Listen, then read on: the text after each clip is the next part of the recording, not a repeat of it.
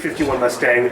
On the left side, you see these presets, and what the presets are pre-designated loadouts for the plane that incorporate different sets of upgrades.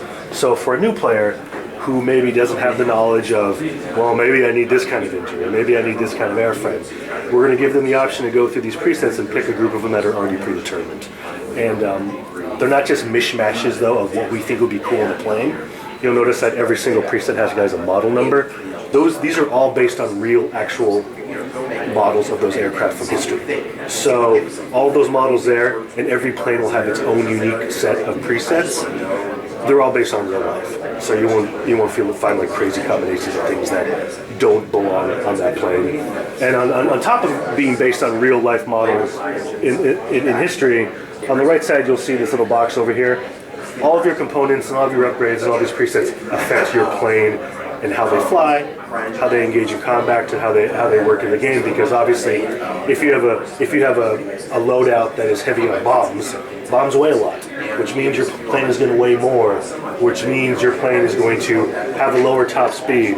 It's not going to be able to take really tight, fast turns. They're going to be more broad and slow. So as a player, you're going to have to take into a lot of different factors when you're planning your loadout. But the cool part of it is that you're going to have a lot of control in terms of how you outfit your plane. So if you like those slow planes that have more power and less speed, you'll be able to create that.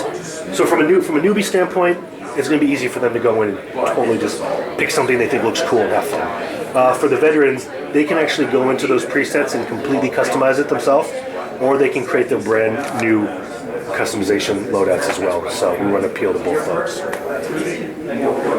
We'll see if we can get into this match. We may not be able to. What tier did you pick?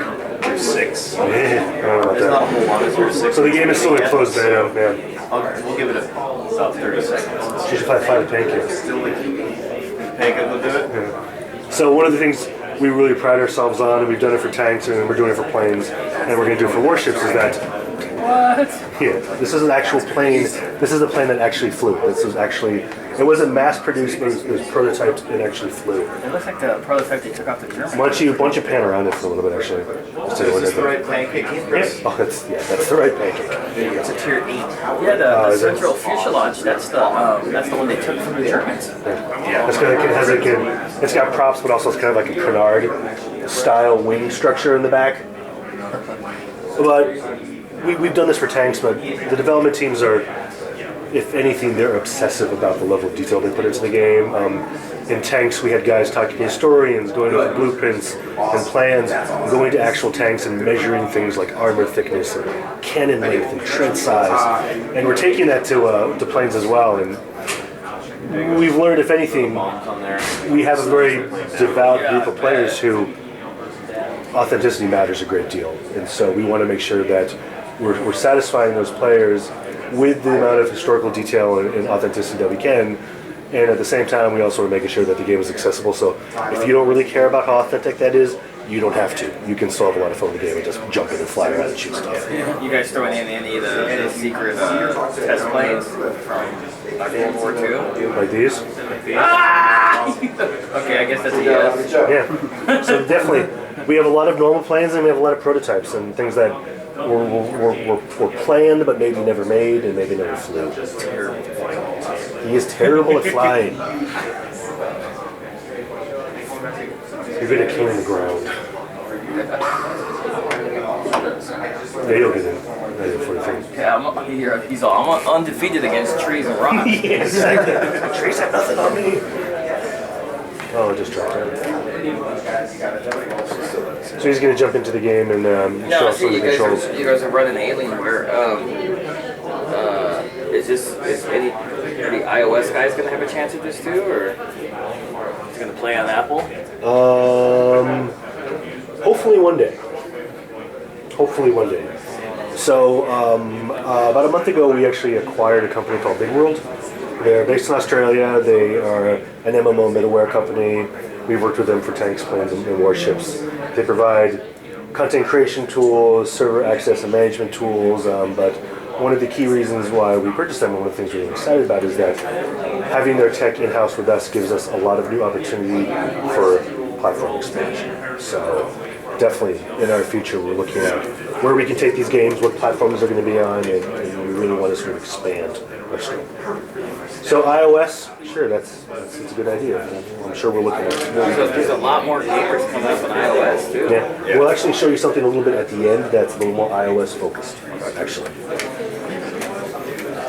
Nobody wants to play with you. Yeah, no, I dropped down a tier so we can get it pretty easily. There are less players at the higher tiers because it takes more time and more play to get to those higher tiers. So Especially with beta. You can't just buy your way through a game. All right, so That's a competition all by itself nowadays. Free to play, pay to win. We've actually done a pretty good job of avoiding that, though. I mean, really, there are few premium tanks. Well, you guys, your system of tanks is really well balanced. Yep. Yeah, that's well, the awesome. thing is, if you buy a premium tank, that doesn't make you good. Right, It right. just makes you have that tank. You can get blown up just as easily as if you're in a different tank. It's all about skill still. This is the stealth mission where it just stays right here. Exactly. This is, we're waiting to get it to the game. Yeah. For a second. So obviously we skew a little bit more towards the arcadey side. You don't take off and land. Like the last thing we want someone to do is to start the game and take off and crash, or finish a match and land and crash. You know, what I mean, there's no fun in that. So Do the old Battlefield. rage quit. remember the Top Gun game on NES? Yeah. Do you remember that where after you're doing the mission you had to land an aircraft carrier and every time I would just crash? It's crap. You know, and it's like that's not fun. So Well, Battlefield 1941, you just ditch out of the plane when it was close to the ground. dude, me and Battlefield, I was like, I get into a chopper in Battlefield, I go like this. I can't fly the But chopper there's in no, Battlefield, dude. there's Nobody can. no. So Matt's gonna show you the maps. The maps on average are You've got full control here like a sim, right? I can use the Yada to the rudder there. I can do a full barrel if I want. so the map in comparison to World of Tanks, the maps are 40 times plus bigger than World of Tanks. Obviously, Yeah, because you're flying. obviously, yeah, you're in a 3D space now, so it's a little larger. Oh no, Mav, they're in the sun. Oh, they collided. That's awesome. That's awesome. That was crazy. Just hit the brakes and fly right by. Exactly. So there are three. I got you. There are three different classes in the game. There's a fighter, which Matt is flying in right now. There's a heavy fighter, and there's a ground-based attack class that's focused primarily on bombing ground targets. There's three countries in the game: USSR, Germany, and USA. We just announced actually a couple weeks ago the fourth country is going to be Japan. Every single country will also have its own sort of unique subclass of planes. The US and Japan share a subclass in that they're carrier-based aircraft. So you think of Japan, you think of the Zeros, Right. really small, fast and nimble planes. The US are going to have those as well. Now, what am I seeing in the bottom left corner over here? So when Matt's flying around and he's fighting, if he hovers over an enemy for a certain amount of time with his reticle, it'll track that enemy. So it's just a way. It's like a simple tracking system. Yeah, that's So tracking over here. so now you can see the orange arrow. It's pointing him towards the enemy that he's sort of targeting. Well, I like when you're in the swarm, it targets everyone. Yeah. It tells you where everybody is. Yeah, Yeah. but he'll turn orange. See, there's still an orange arrow in there. Right. on the left, Yeah, and so he can it's still- a weak arrow. Because it means that he's not really. He's not close. Yeah. Oh. Are you here for? Or chasing each other. Oh, I'm surprised you're still alive. Do you have customization on the UI? There will be UI customization. I'm not exactly sure how deep we're going to go yet, but we just sort of we're adding that into World of Tanks kind of gradually, and plans won't be any different. So just like the module upgrade system, just like those modules and upgrades are going to affect how your plane performs, damage is going to be as well. Damage isn't just cosmetic. As you take damage to various parts of your plane performance is going to suffer. So if you take a lot of damage to your engine, your speed's going to drop. You're going to have a hard time keeping altitude. You're going to have a hard time turning if your tail and your wings take a lot of damage. So, you know, the goal is really to straddle that line between flight sim and arcade experience. So we want to give the game and have the game be accessible and fun, so anyone can pick up and play and just get into it.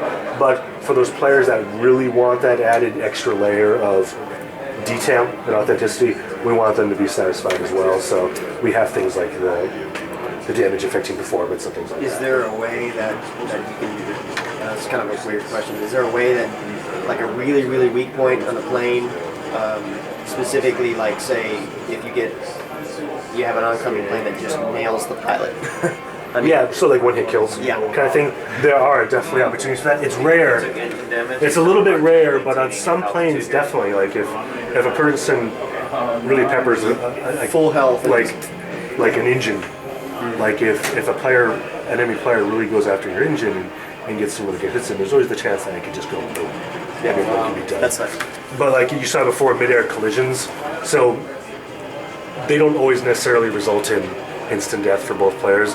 It's going to be based on the kind of plane you have. So if you got a guy in like a carrier-based plane, which is going to be really small, really light, lightly armored, and you've got a guy in a heavy fighter, if they collide or they clip wings, more than likely the little plane's going down. The big plane's going to take damage, but it's not going to be completely destroyed. So.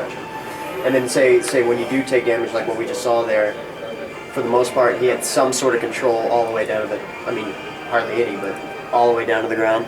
Yeah, There's not any part where it just takes over. Generally, And you no, just die. it'll take over. Once, if your hit points are all depleted. Once there's fire coming out, you can't control it anymore. You're going down. Yeah, like if your hit points get completely depleted, you're going down anyways. Pilot's not trying to get out. No. You parachute out or something. Right. But what some people do, because they know that they're going down, is they'll aim the plane at something that's sure. strategic, Like a so ground that when they target. do die, the free fall sends them in that direction. But once they die, they're gone. By the way, this is Jeremy. He's our general manager. Hey, Jeremy. I'm the random guy in the back. Who's that guy talking? So can you parachute out? There's no parachutes. No people. And that's intentional. See people in there? It's intentional because we didn't want, of course, if you had a parachuter, then you'd have people trying to shoot the parachuter down. And there's no blood or death. Well, there's simulated death, of course, but you don't actually see people die. Oh, shoot them. Clip the strings with your wing.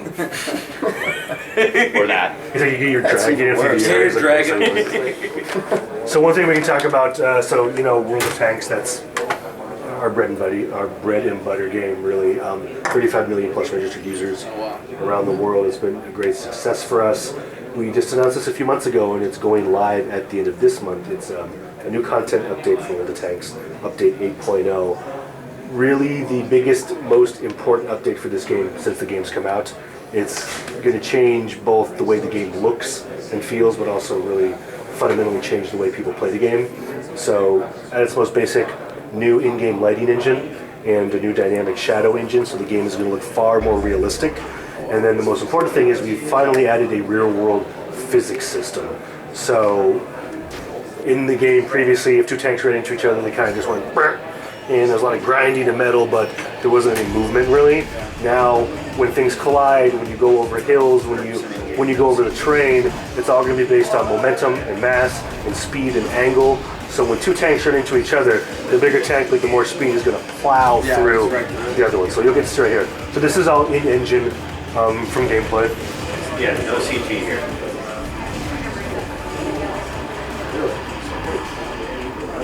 You can tell the lighting has changed a lot. You can see every blade of grass, every leaf on every tree. The shadows, the way they pass over the vehicles, all changes. They'll jump if they're going fast enough. Granted, if you're going fast enough to jump, you'll probably die when you land. Oh, grinding. Push people off cliffs. You can't block a bridge. You can push someone out of the way. You can't hang off cliffs anymore. It's crazy. It's really going to change the strategy because I think people without the physics engine so far have developed very distinct strategies on how they play. Like right now, you could take a tank and block a bridge, have the tank get destroyed, and the carcass of the tank would just be there. You wouldn't be able to push through it. But now it's like you get a big tank, you're going to be able to just plow right through that thing and move out of the way. So it's really going to fundamentally change the strategy of way people play the game. And we're excited.